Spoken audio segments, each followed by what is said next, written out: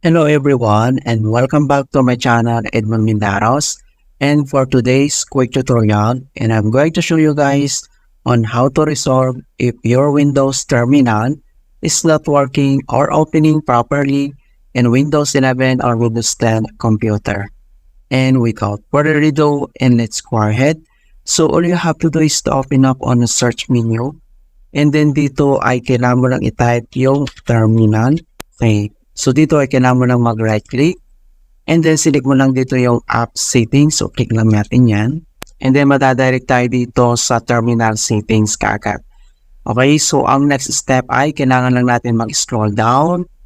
And then next step ay dito lang sa reset. So if this app isn't working right, so we can try to repair it. In the next step, i-click mo lang to repair, and then wait natin na matapos. Okay. And then, if this app still isn't working right, so kailangan natin itong i-reset. Okay? So, click mo lang to reset. And then, pop up ito mga kaibigan na this will permanently delete the app's data. So, click mo lang to reset. And then, wait natin. Okay. So, pagkatapos dito, ay close lang natin yan.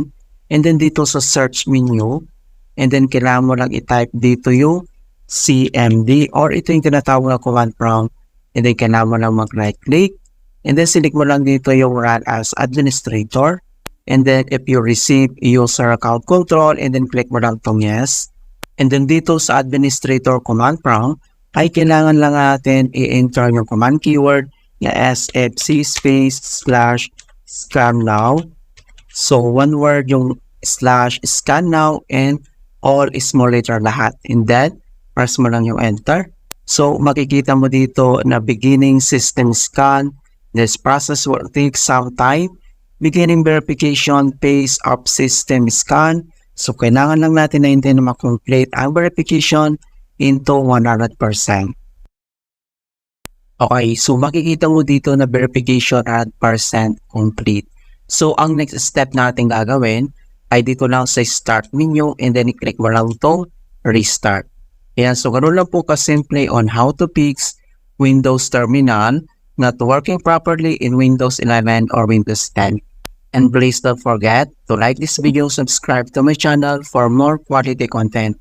Thank you guys, and see you in my next tutorial.